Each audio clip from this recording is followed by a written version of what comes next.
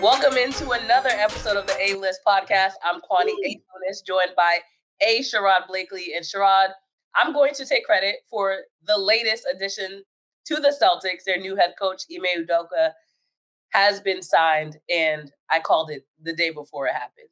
Just want to put that out there. Okay. You can take that victory lap if you want. That's all I'm taking. I'm just glad he's coming and bringing all that he brings to the table with him when he comes. Yes. I'm very happy about that. Me and a lot of folks in Boston are happy that he's bringing all that he brings to the table. Yes, because everyone clearly cares more about Nia Long than they care. Oh, I was talking about all the experience with Popovich. Oh, that's what you're talking about. Okay. What were you talking about? Oh, his fiance. Yes. Long, 50 years old, Fresh Prince of Bel-Air, Boys in the Hood. I've heard of her. I think I've heard of her. Yeah. What was your reaction overall, other than the things that you bring? All that he brings to the table? Yes.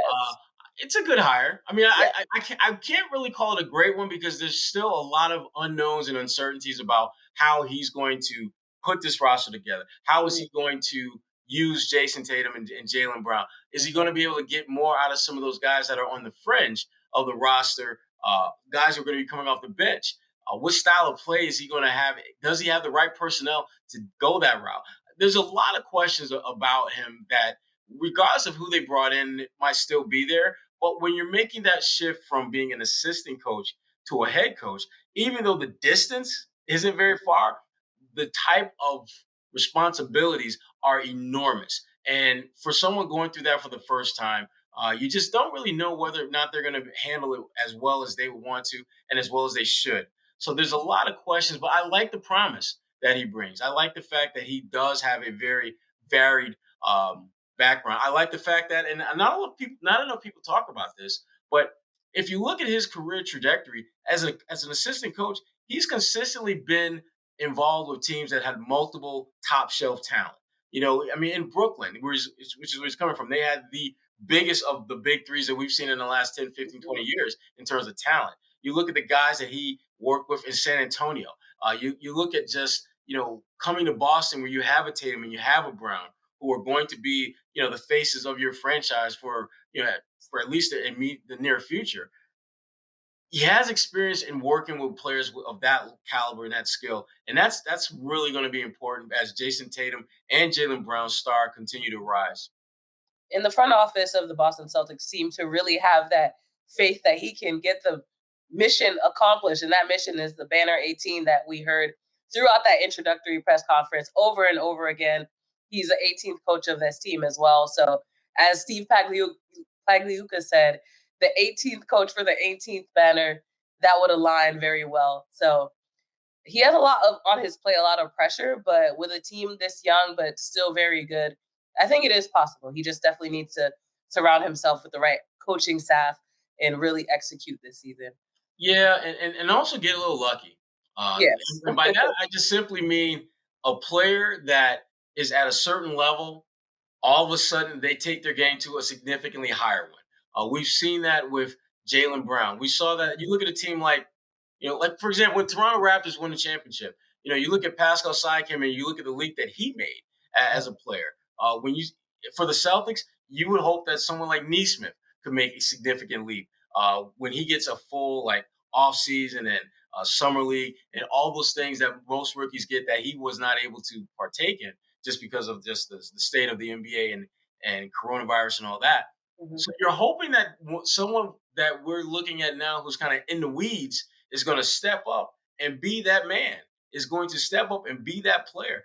You get something like that and you tack that on with Tatum and Brown. Now you've got a group that can do some very special things. Yeah, I'm very curious to see what he does for sure this season. Our guest was here in Boston for a while over the last few seasons. Now he's elsewhere in Sacramento. Big shot. Yes, he's a big time now. I'm surprised we even had the number to call him to get him on this podcast. Our old friend. I had to go through to get that, Kwani. I ain't even going to get. We don't got enough time to talk about that. But well, Kyle Draper is here to talk to us about his move to Sacramento and what he thinks about these Celtics. Kyle, it's been a while since we've seen you. Nah, don't even come at me like that, Kwani. You and Sherrod done lost my number. Y'all done had everybody else on this podcast. What episode is this? Like number 75 or something? And now y'all get back to me? I see how it is. It's all good. It's all good. Well, look, we had to track you down. I mean, we found you in your man cave or wherever you broadcast. You changed your number on it. Nah, hey, y'all wish y'all were at where I was at right now. I'm on vacation, maxing and relaxing. Mm-hmm. Well, that's what happens when you cover the Kings. You get a lot of time to max and relax. No comment, man. Don't diss my squad like that, Sherrod. Don't diss my squad. We're also right here. I know, just like old times. Ain't nothing changed. But a lot of things have changed, particularly around the green team hiring Mr. Ime Udoka. What do you think about the hire? No, I mean, I like it. You know, I'm listening to all these fans and everything say, you know, Brad Stevens knocked it out of the park. This is a great hire. I like the hire, but Sherrod, as you know, it's like drafting a rookie. Everybody's or signing a free agent, Kwani. I need to see the proof in the pudding. Right. I'm happy for him. I'm excited for him. You know, everybody seems to like the guy, but ultimately he's going to be judged by wins and losses. And so I'm going to just chill, sit back, wait and see how he does. Because you guys know Celtics fans. What happens if they, you know, finish 7th this season? Is the honeymoon over or something like that? And so I'm not going to, you know, say this is a slam dunk or anything like that, because there are a lot of good coaches who haven't won a championship. I mean, think about, you know, Brad Stevens. He had a great run in Boston, right? But he didn't win the title. And I think Udoka, he is brought here to win a championship, and that's what he will be judged on. I got the feeling, though, that – go ahead, Kwani. No, to that point, you can always say the right things in the opening press conference, but how are you going to actually execute in the season? For Udoka, he's been emphasizing that Jayson and Jalen are the stars that he's going to build his team around. Do you think that's a good idea?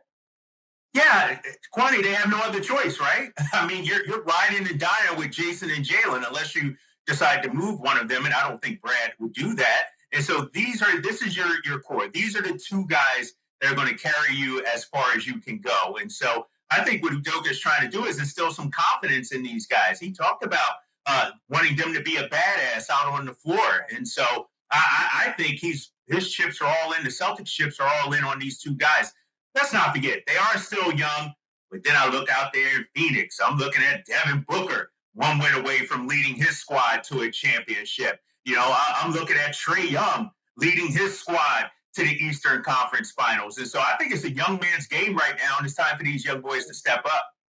It's a young man's game. I absolutely agree with you on that. But those two examples you gave, they also have old school G's that got their back. When you look at your boys in Phoenix, you got Chris Paul. You look over here in Atlanta, which is where I'm at right now. You got Danilo Gallinari, who's giving you some good minutes off the bench. You got seasoned guys who've been there, done a few things in the game. And then you come to Boston, you got Grant Williams. You got Peyton Pritchard. Yo, why are you making that face, though? Why you saying Grant Williams? You like Grant Williams? Yeah, because I'm talking about OGs who've been in the game for a minute, and Grant Williams is so at the other end of the spectrum. They got whose fault is that? Whose fault is that, Sherrod? Whose fault is that? Danny Ainge. Okay. Right. Boom. What? Did that? This is a stutter? No, it's Danny. Kwani, was he saying that 3 months ago? I just want to make sure now that Danny's out, let's not. No, I agree. But Danny tried to bring in those stealth veterans, Sherrod. Think about it. He brought in my guy, Jeff Teague. That didn't work. His guy. We haven't heard that in a while. I would have gave you a pass on passing on Jeff Teague as being your guy. I would have absolutely given you a pass on that. Garbage. I don't waffle. I don't go back and forth. If you're my guy, you're my guy. And so your boy Tristan Thompson, he brought in Evan Fournier. No, that's your boy. He brought in Evan Fournier. And so he just brought in the wrong OG vets. And so it'll be interesting to see what Brad does with this roster, right? Because I agree, they do need some OG vets around him. I'm just hoping that he doesn't completely strike out one OG after another. Because think about it. When was the last time they brought in somebody with some mileage on him that actually panned out? I don't count Evan Turner because Evan Turner really wasn't an OG. Shaq, this was Shaq's last stop. Al Horford as a free agent? Come on, hey, don't disrespect Al Horford. No, I'm just thinking Al was in the league for 8 years. Al was like 28. Yeah, I guess Al was probably the last one. Yeah, Gordon. Al Horford. Yeah, Gordon don't really count because Gordon, that was like Brad's like, that was his boy. I don't count. Yeah. I don't count that one. I don't. But here's the thing. You brought this up a little bit earlier about how Brad, had a lot of success, but obviously didn't win that chip. And Brad finished, he's like right now, he's 4th all time in wins as a Celtics head coach. The 3 cats ahead of him all got chips. I'm wondering will Udoka have a little bit more, for lack of a better word, time to figure this stuff out, knowing Brad's history? Like, it's not like Brad it can say, look, well, when I was coaching the team, he can't do it like Tommy. He can't talk the way Doc could. He can't do it the way guys who've done this for a while can just say, look, I paid my dues. I got my chip. This is how we do it. Brad, it has to be more like, I won a lot of games. I didn't get the chip. I feel for you, son. I know what it feels like to come up short. I don't know how I feel about that. Mm-hmm. Well, I think hard enough for him when he needs to be hard is what I'm trying. Right, and that's what I question about Brad Stevens. When it comes time to make the tough decision, i.e., fire somebody. I don't know if let's say in 4 years it's not working out. Is Brad going to? Brad got 8 years. Let's not forget. Brad got 8 years as head coach of the Boston Celtics. No trip to the finals. Exactly. I don't think Udoka gets that long of a leash. If he doesn't get to the finals in 8 years, I can't see it lasting that long. I just can't see it. I think this franchise is hungry to get back. Eastern Conference Finals, been there, done that. It's all about getting to the championship right now. I think Brad realizes what's at stake, too, when it comes to his legacy. As you mentioned, he didn't succeed to the level of expectation as a coach. And for his first move to be one that is still considered controversial because people loved Kemba, and for him to bring back Al Horford, I think he is willing to bite the bullet and do what needs to be done. Obviously, we have to see him be able to do that with Udoka, but I think that was a pretty bold move on Brad's part because I didn't expect him to be the bad guy and trade away Kemba, and that was the first thing that he did. Yeah, but see, I can't give him a pass on that, Kwani. This is what he did. He traded away a guy that everyone likes, and he brought in a guy that everyone likes. So there was I think from a perception standpoint, there was a zero net gain with that. Now, as far as playing, you got an older guy, you got rid of, you brought in an older guy, you got. I think Brad, what he did was he made a deal that made a lot of sense that wasn't going to get him any kind of really blowback. Yeah. Now, if he were to trade away Marcus Smart and you brought in some guy that's like, I don't know, like we'll just throw out a name like Matisse Thybulle or something, or just some scraps. There will be blowback. There will absolutely be blowback. And I'm curious, how is he going to handle that blowback? I mean, is he going to duck and bob and weave, or is he going to just stand in the storm and take them hits? I don't know. Yeah, but, the thing about that Kemba Walker deal, Brad did – everybody knew they had to do something with Kemba, right? For sure. So it wasn't that hard. But I was actually disappointed in the deal because as much as Al Horford is my guy and people are high on Moses Brown, I thought, Tom, might you be able to get a little more? I don't know. And Sherrod shaking his head. Obviously not, I guess. But, man, and to give up your first-round pick, too, I don't know about that. To me, are they better today than they were when they had Kemba Walker? I don't think they are. I don't think that trade, I'm talking about this upcoming season, moved them closer to a championship. I think that on the floor, I don't think they're better. I think financially speaking, they're in a hell of a lot better situation now than they were before because they've got some realistic options to create some avenues to bring in a significant piece going forward. That wasn't going to happen if they kept Kemba. Hold up, Sherrod. Let me cut you off. You say bring in a significant piece. Not like this year. Or free agency. Yeah. Because you talking free agency? Yeah.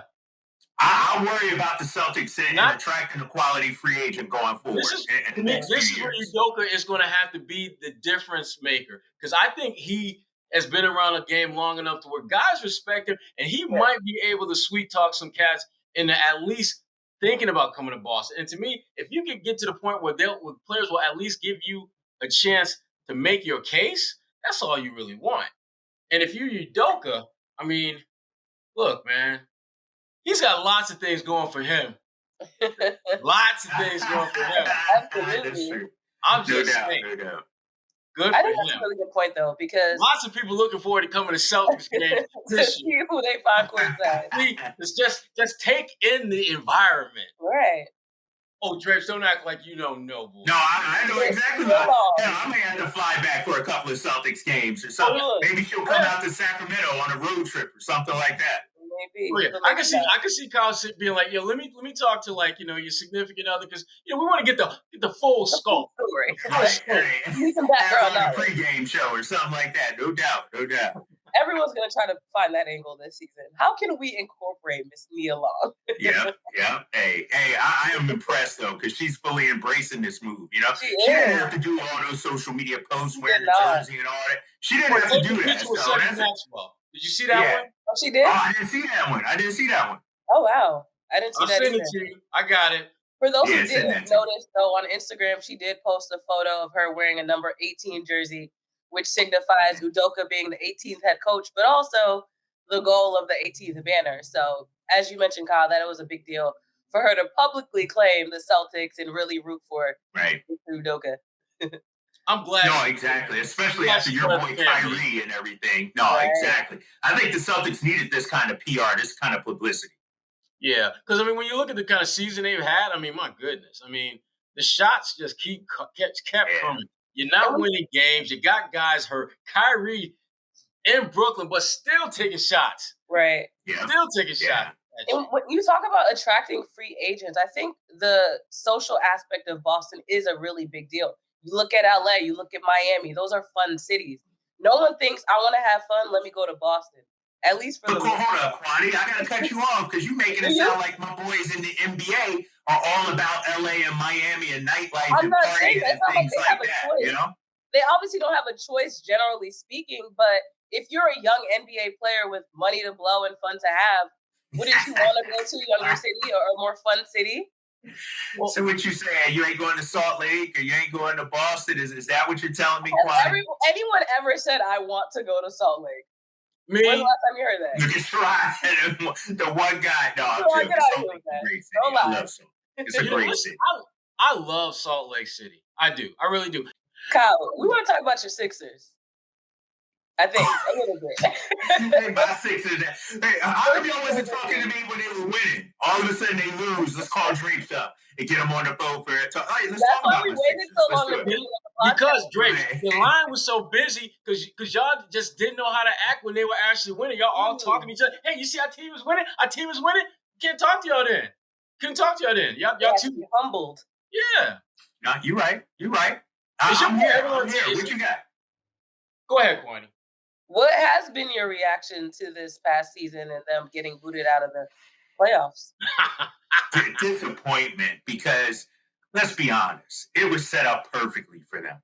Yes! Especially with Brooklyn losing to Milwaukee like that. And Milwaukee, good team, we know that. But the team I was afraid of was Brooklyn. And now with Brooklyn hurt and Milwaukee moving on, it was right there for the Sixers. And they got to do something with Ben Simmons. And this was, I can't remember the last time a so-called star player, superstar player, turtled in the playoffs like this. This is like some epic stuff that we've never seen before. A guy who's, supposedly so great during the regular season and then so bad in the playoffs. And it's like Ben Simmons didn't want to be there, right? It's like he was afraid of the moment. He was the highest priced role player in the entire NBA during the playoffs. And so they got to figure that out. But hey, let's not act like the Sixers window has closed or anything like that. It was Doc Rivers' first year, Kwani. It was a shortened off season because of COVID. No fans until the very end. And so let's not close the window just yet. I'm just speaking for the people. Listen, Graves, I love the way that you phrase it, him turtling. Because your boy, it got to the point where not even Doc Rivers, the defender of anyone and everyone who ever played for Doc Rivers, had to be like, you know what? Get him. I can't help you. Right. Doc, is he a championship point? Could Doc? We got to work this summer. I was like, damn. And then Joel talk about the series change when, we had that one play, and he's talking about when your boy gave up a layup or dunk because he's afraid he's going to get fouled. Drake, yeah, man. You can't win with a dude who's thinking like that. I don't care how much time they put in the gym. This is where the problem's at with Ben Simmons. His mind is the issue. Sherrod, you're right. But are you saying this is how he's going to be for the next 10, 15 years? You don't think he's this been guy that way can for the turn first it 4 around at some rounds. point? The redshirt years. Exactly. He's still a young player. Was he 24 years old, something like that? Come on now. He's still young. And so I still think they have a chance next season. I don't. I think he's done. But And then it's up to Ben Simmons, though. It's up to him, right? It is up to him, and that's the problem. It's up to him, and he has shown no willingness to do anything to get better. Anything. He doesn't take shots, and now he's to the point, not only does he not take threes, he doesn't take jumpers, he doesn't take layups. For fear he might get fouled. But you know what? I can't win with a dude like that. I'm sending him out of here first chance I get. Yeah, but exactly. He may need to be traded. Sort of like Markelle Fultz. Markelle Fultz, before he got hurt, was actually playing pretty well down there in Orlando. Yeah, he just needed to change the scenery. Maybe Ben Simmons does, but I don't know, man. I always thought Ben, coming out of college, when he wanted it, when he turned it on, he could be great. But I didn't see that motor. You know what I mean? I didn't see that willingness to be great night in and night out. And now we're seeing it in the NBA also. And so that's a little, concerning if I'm the Sixers. That's the $1 million question for them, right? And what do you get though, for Ben Simmons? If you do trade him, what are you getting? You're not giving up a star player for Ben Simmons, are you? No. You're going to get somebody's overpriced junk in return. Right. Like Portland, I mean, I don't think CJ McCollum is junk, but they apparently do, which is why they're open to moving him. Shoot, I'll take CJ. I like CJ McCollum. The funny part about Ben Simmons now, though, is Markelle Fultz would actually be a better fit with them now than Ben.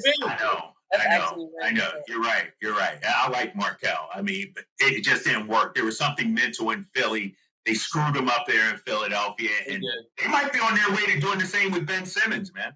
That is definitely something those two players have in common. They were overhyped coming into the league to the point where they had no choice. They had no chance to fail, so that their trajectory of, I think, growth didn't really exist, because you come in, you're the next godsend for a team, and then you flop. So I hope Ben Simmons is able to figure it out, because, like you said, Philly may not be the best fit for him at this point.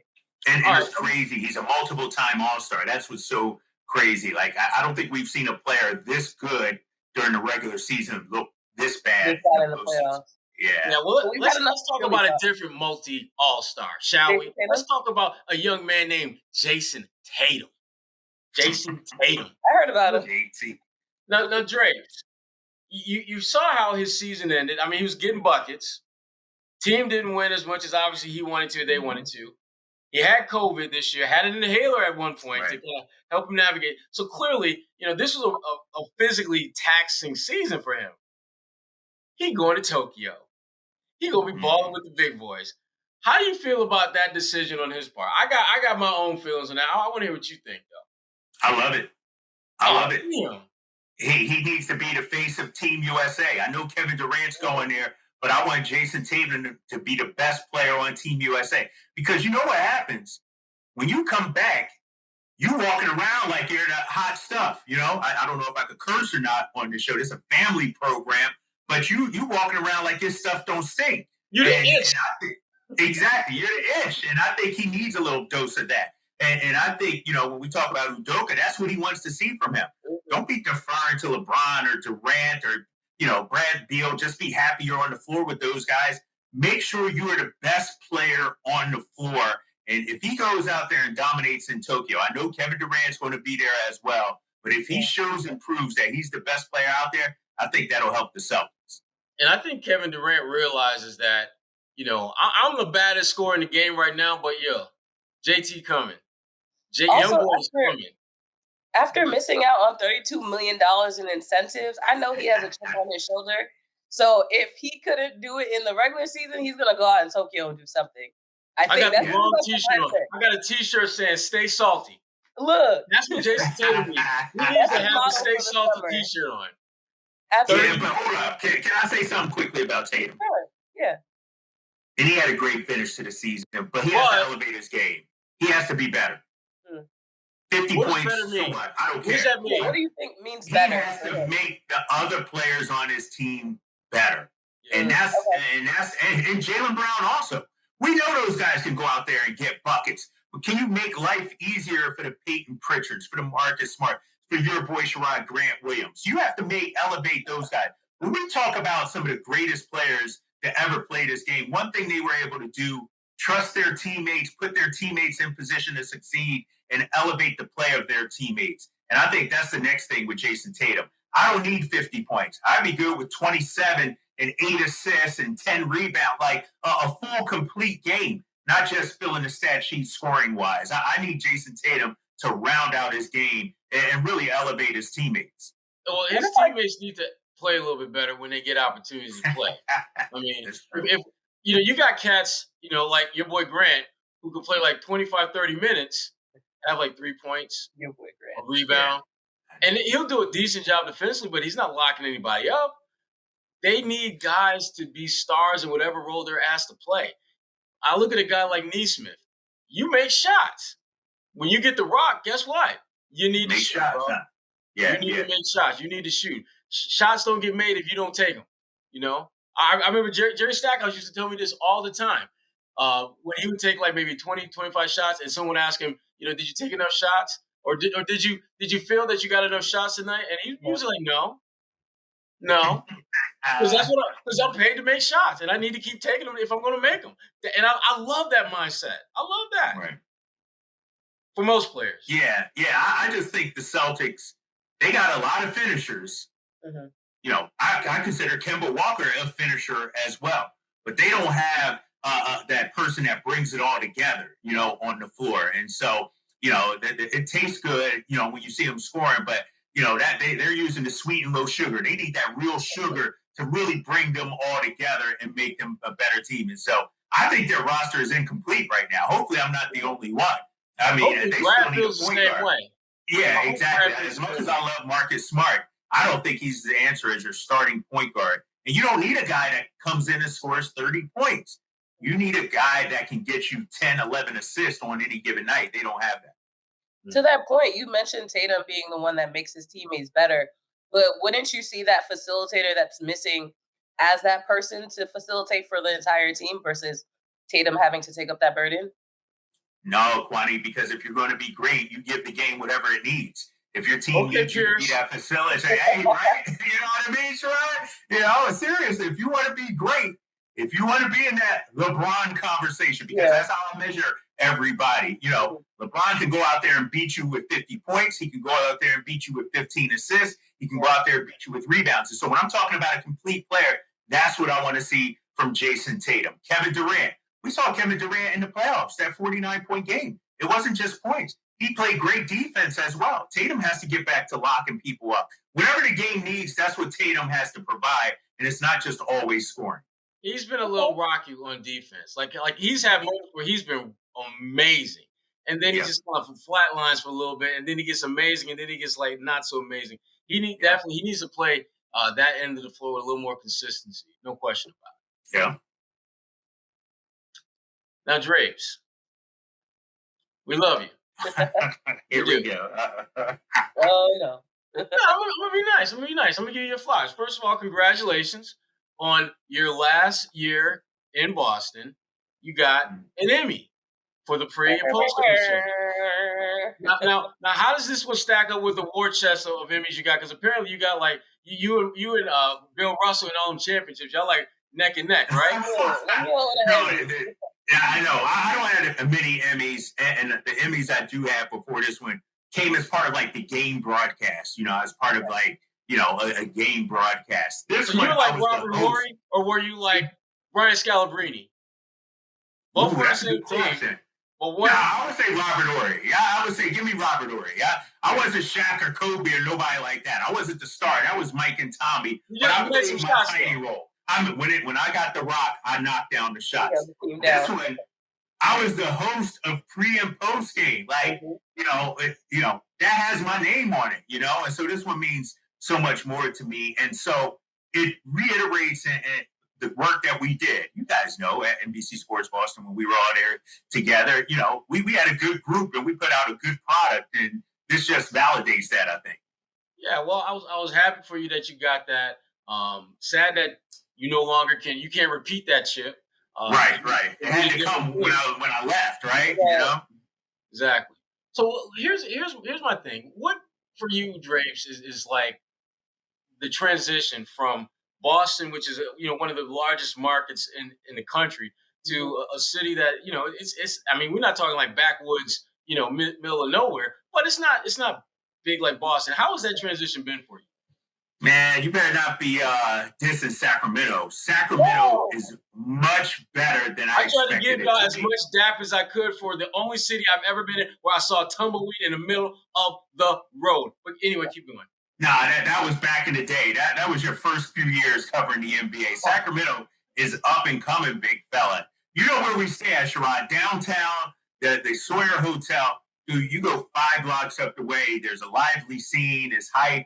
They love their Sacramento Kings. Sure, it's not Boston, and that's one of the things, I'm trying to bring out there is that I'm not going to accept losing. The Kings haven't been to the playoffs in 15 years, and so there's sort of like a doomsday feeling among the fan base. They go on a 2 or 3 game losing streak. Oh, here we go again. I'm of the belief, and I remember earlier in the season, me and my co-host, Katie Hunter, we had a discussion. De'Aaron Fox scored 42 points, I think it was, or 43 in the game. And she said, well, De'Aaron can't do this every single night. And I'm like, hold up. If you want to be Jayson Tatum, if you want to be Donovan Mitchell, you got to bring it every single night. You have to be the best player. And that's what I'm trying to bring to the community out there. No, don't just sit back and be happy with challenging for a play-in spot. You got to aim higher. You got to think higher. And so they can't believe that there was talk of the Celtics firing Brad Stevens during the middle of the season. Like, people just thought that was so crazy. And I'm just like, hey, if you're not getting it done in Boston, consequences will be paid. And so that needs to happen in Sacramento also. And I'm talking, from management to the players as well. If y'all not bringing it on the floor, then sit your butt down. I'll get somebody else out there that will. Okay. Bring that Emmy level excellence to Sacramento. I'm trying, Kwani. I'm trying. You need to roll in it one day and just have like a T-shirt with all the Emmys. It's like, this is what we do. This is what we do. Yeah. I think I might. Well, next time I show up, I'm gonna just carry it with me, set it on the desk, like, bam, that's what I'm talking about. This is the level. Exactly. I get it. Hey, what do you miss most about Boston? Oh, want to play some games? No. Go with your question, and then we'll play games after. All right, final question. What do you miss most about living in Boston? Man, that's a good question. Sherrod knows. See, Kwani, you and I we haven't hung out a whole lot in Boston. Never invited me anywhere. I got so many answers for that I'm not going to say any of them. Sherrod, no, I had the city on lock, big fella. You know what I mean? Like, I would take to show that they never wanted to hang out with me, and I would try to invite myself places. She wasn't ready. She wasn't ready for our spot. Apparently, I wasn't ready. Whatever. I would take Sherrod under my wing. I would take Gary Washburn under my wing, show him the finer things in life. So I miss doing that. I miss doing that. I miss taking care of my guys out there. You got to hand over the baton to someone. Nah. We already graduated and moved on. That's the thing. We OGs now. We in the owner's box like Michael Jordan. We in the suite chilling. We let y'all young cats handle that. All right, hand me the Rolodex then. I'll take over. All right, I'll pass along a couple of names for you. Oh, right. You don't want Kwani to start balling out. I know. We ain't ready for that. We're ready for game time, though. We are. Let's do it, Kwani. All right, so our first game is called Fill in the Lane. We say a phrase and you fill in the blank for it. First one. Marcus Smart will blank with the Celtics next season. Will still be with the Celtics for the full season. I don't think they're trading Marcus Smart because here's the thing. If you trade Marcus Smart, I don't think you're getting back a starting level point guard in this league from Marcus Smart. Exactly. So then what do you do at the point guard spot? I think Marcus Smart plays out this season in Boston, and then we see what happens going forward. I think Smart will be your starting point guard opening night. Okay. Solid answer. The next one is blank will be the next best player behind Tatum and Brown next season. Dang. I know. That's a tough one right there. I know I want. Are they re-signing Fournier? Is it going to be Peyton Pritchard? Is it going to be Neesmith? Oh, my gosh. I'm going to say my guy, Al Horford. Let me go with Al. Ooh, Let me go with Big Al. Yeah, Al Horford will be the third best player on the Celtics. Sherrod, what's your answer? My answer is Time Lord. Okay. Right. He's finally going to stay healthy. Well, yeah, let me check, because I knew where you were going. He's going to stay healthy. Okay. And if he's able to stay healthy, he's going to get you like 14, 15 points, 8, 9 rebounds, 2, 3 blocks, and at least one highlight every other game on average. Every other game. Every other game. Not every game. Every other game. Well, you're going to have a week where you're going to get like 3 highlights every game, and he's going to have a week where he's going to have none. Because Tatum going to go off for like 40 points, 3 or 4 games in a row. Nobody care about Time Lord that week. Okay. All right. The next one is your favorite Nia Long movie is. Ooh, that's a good one.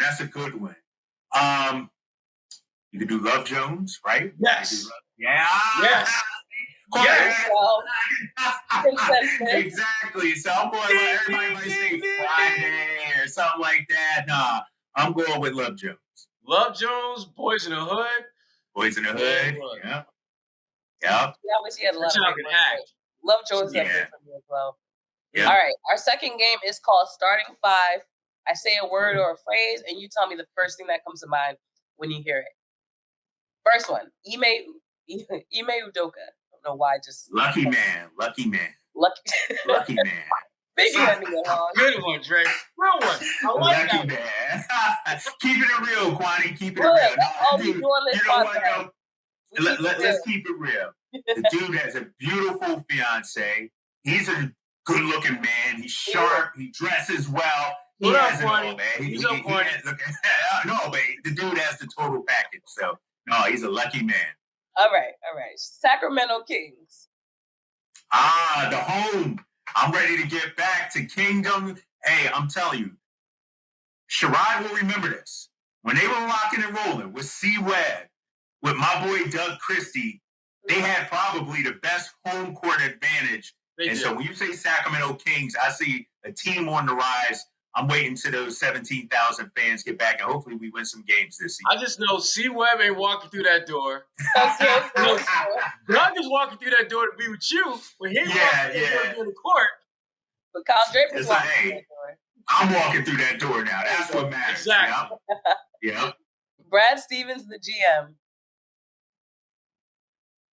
You know, y'all seen that? What is it? That Nick Young meme or whatever, where he like looks and those question marks come up above his head. Yeah. I'm still questioning it. I'm still trying to figure it out because I can't imagine Brad running the team. I never thought in a million years. I always thought he was a head coach. Like I just thought he was a head coach. Yeah. And so, is it going to work? I don't know. You know, he may be great at it. He may not be. I don't know. But we got to let it play out. But I'm still surprised and perplexed by that move.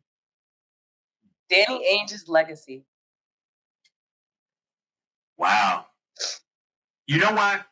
And I'm going to keep it real because that's what we do. Underachieving. Ooh. When it's all said and done, it was a great run, but they only had one title. I think if you ask the players and coaches and even Danny himself, it could have been better. It should have been better. And so I think they underachieved during his tenure. Wow. Oh. Okay, Dre. It's just keeping it real, right? Look, we said we keep it real. We respect the answer. I think it was a good answer. Okay. Ben Simmons. Dang. That's my answer. That's it. Dang. Dang. Perfect. It's always, they say the first thing that comes to your mind. Right. Dang. So much talent, so much potential. And hopefully he doesn't become one of those guys that we look back and say, like, think about it, Sherrod, and you know this dude well. I love Rasheed Wallace, but he could have been a top 20 player of all time, you know? And I don't know what the issue was. I don't know why he didn't achieve that. Maybe he was too unselfish. I don't know. But he could have been so much more. And Ben Simmons is the same way. His problem was he was too unselfish. Yeah. To a fault. And there was nothing you could ever do to convince him to be more takeover. Takeover, yeah. But you had to pay him takeover money because he was that nice. Right, yeah. Ben different altogether because Ben is scared out there. Your boy is scared to shoot. Yeah, he's scared, yeah. You can't be scared in the NBA. I know. You can't do but it. He's getting paid and he's an all-star. He thinks he's doing everything right, though. That's the thing. It's like he thinks you know what? I'm an all-star. What more do you want from me? Right. How about take a shot when you're on the rim? Right. No. Hopefully now he sees. Hopefully. Well, thank you, Kyle, for reuniting with us and giving us some of your big time. I know, right? I'm on vacation. I'm chilling. Kyle's so excited. I look at the Steelers fan going nonstop behind him. Obviously, somewhere really warm. Caicos? I know. No. I'm on the vineyard chilling. I got my people out here. I got mom and dad downstairs. Got the wife and kids, the Draper family time. The only reason I decided to do this podcast is because I didn't want y'all to think I had a big head after winning the Emmy. You know what I mean? I didn't want y'all to say, Drapes wins an Emmy, so he ain't got no time for us. I'm still the same old Drapes. Man of the people. A little more hardware. That's what I'm talking about. My guy. Man of the people. Exactly. So, no, thanks for having me on. Seriously. No, this was good. As always, Kyle, wish you the best, brother. And hope the Kings can step their game up the way you stepped your game up. Much appreciated. Kyle Draper.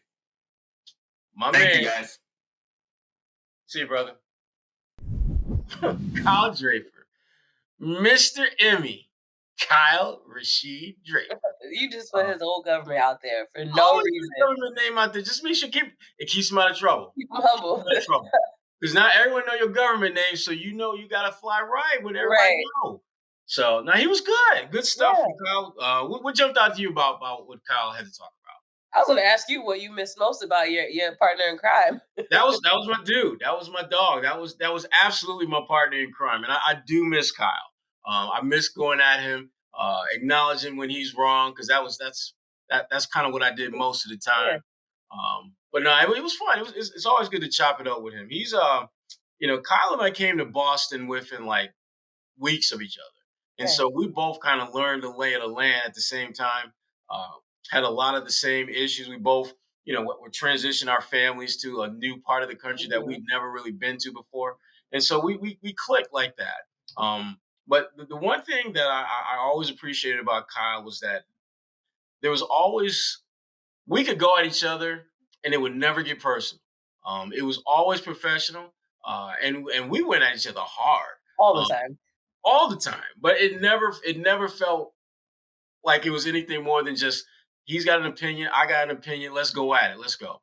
And at first, people really didn't know how to take that, because we would be like yelling and screaming at each other, and then the lights and cameras go off, and we start cracking up, and then we go out and get something to drink. Are you okay? Yes, and so I do miss that banter with him, but I'm happy for him though, because he's wanted to do play-by-play for the longest time, and he's getting that opportunity in Sacramento, and it's always great when you are in a position where you're dealing with people who understand your vision, and they appreciate your value that you bring, and put you in positions to make the most of that. And so, I'm happy as hell for him. Wish he was still here in Boston, but I'm glad he's in a place that really, I think, fulfills him for what he's looking for right now. Absolutely. And I think, to your point of what you asked me earlier, what stood out when it comes to the Celtics, I think the onus that he put on Jayson Tatum to make the players around him better is something I don't think that has been talked about a lot this past season. So I would love to see Tatum really facilitate when it comes to making the players around him better overall. Absolutely. Absolutely. Well, Kwani, what you got coming down the pipeline? Because you always got something going on. Always something going on. So 10 questions is still underway. We actually just talked to Michelle Wu in our latest Boston mayoral candidates. I also have some stuff coming up next month, this month. What month are we in? In July. There you go. Regarding the Olympics and the coverage of that. So stay tuned because I'll be doing a little bit more. Yeah. Good. I've got Bleacher Report stuff coming up. I'm in Atlanta right now for the Hawks playoff. Now the series has shifted to Atlanta, so I'm here for a few days doing some coverage off of that. I'll be writing about some other NBA stuff. I'm pretty sure I'll be doing a Ben Simmons story relatively soon. I've got some stuff coming with Ebony.com, Boston Sports Journal stuff, and I'll be doing usual stuff intermittently with CLNS Media. So, I'm doing a teaching thing right now with some of my kiddies at BU. So Sherrod's plate is quite full at the moment. So always employed a Sherrod Blakely. Always employed. That's a good thing. That's a good thing. As you know, that's a very good thing. It is. Especially in our business. For real. So for Kwani A. Lunis, I'm A. Sherrod Blakely, and this is yet another edition of the A-List Podcast. We'll be back next week with more talk, more action, and all that, and then some. A-List Podcast. We are